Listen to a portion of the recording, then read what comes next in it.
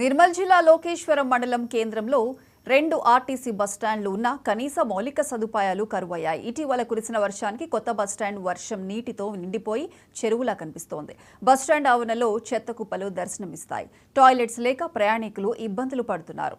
వర్షపు నీరు నిల్వ ఉండడంతో వ్యాధులు వ్యాపిస్తాయని స్థానికులు ఆందోళన వ్యక్తం చేస్తున్నారు.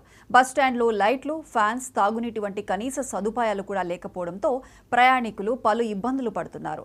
ఇకనైనా బస్టాండ్లలో మౌలిక సదుపాయాలు కల్పించాలని ప్రయాణికులు కోరుతున్నారు.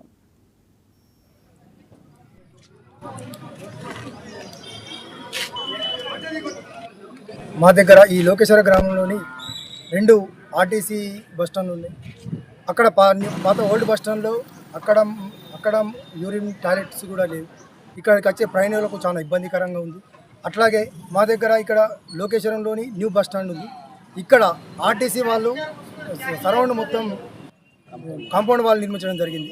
కాంపౌండ్ వాల్ నిర్మిస్తే ఇక్కడున్న వర్షం పడితే లోపల మొత్తం నీళ్లు చెరువు లెక్క తయారై ఇక్కడ ఉన్నటువంటి చుట్టుపక్కల ఉన్నటువంటి ప్రజలకు బాగా చాలా ఇబ్బందికరంగా ఉంది. ఆ దోమలు కుట్టడం వల్ల చుట్టుపక్కల వాళ్ళు అనారోగ్యానికి గురవుతున్నారు. ఈ సంటల వరకు నీళ్ళు రావడంతో ఎవరు పట్టించుకునే నాదుడు లేక లోకేశ్వర మండలంలోని లోకేశ్వర గ్రామంలో బస్టాండ్ నిర్మాణం కొన్ని రోజులుగా కొంతకాలంగా జరిగింది.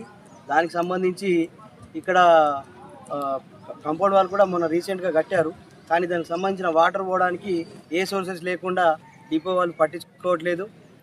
జ్వరాలకు సంబంధించిన దోమలు అవన్నీ పెరగడానికి ఆస్కారం ఉన్నది. కావున డిపో మేనేజర్ గారు కంపల్సరీగా ఏదైనా యాక్షన్ తీసుకొని తొందరగా